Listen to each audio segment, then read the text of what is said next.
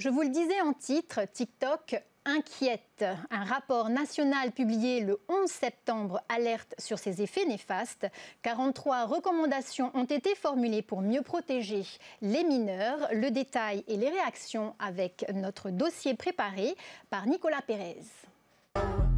Le réseau social TikTok est-il dangereux pour la santé mentale des mineurs ? Selon le rapport de la commission d'enquête de l'Assemblée nationale, il n'y a pas l'ombre d'un doute.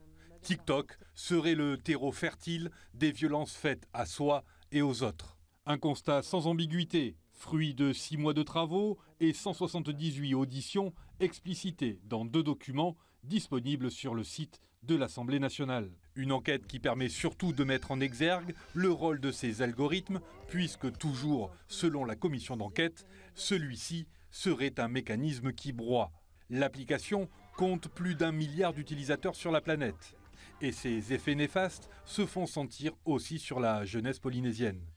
L'étude, elle confirme ce que l'on avait déjà vu il y a une petite dizaine d'années, sur la première étude que l'on avait faite, qui confirme qu'effectivement il y a un isolement, il y a un accès au réseau et aux écrans qui s'est majoré dans la population des jeunes.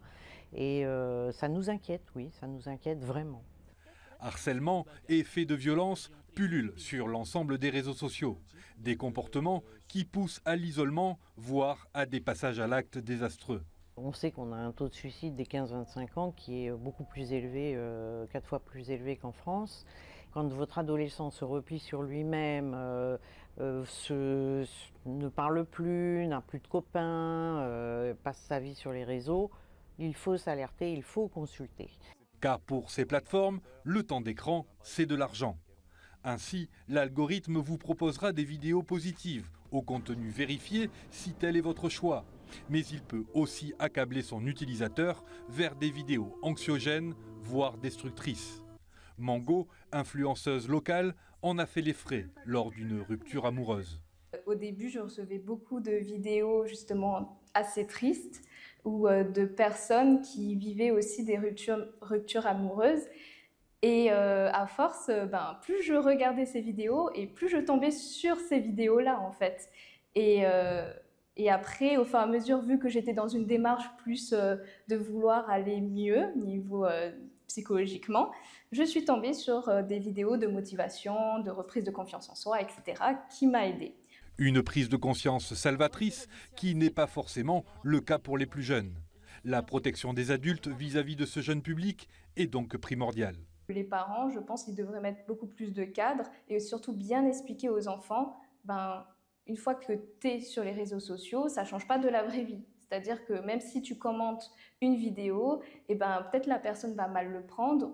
Pour endiguer cette situation, une quarantaine de recommandations sont sur la table du gouvernement central.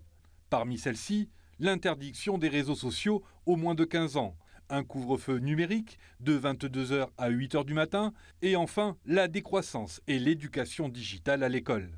Pour le ministre en charge de la jeunesse et de la prévention, des actions sont d'ores et déjà menées sur le Fénois.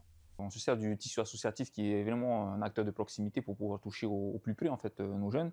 Beaucoup d'associations de jeunesse qui œuvrent dans ce sens-là, donc à l'occasion de centres de vacances par exemple ou d'activités périscolaires qui développent en fait ces modules de sensibilisation au niveau des jeunes et qui sont très efficaces.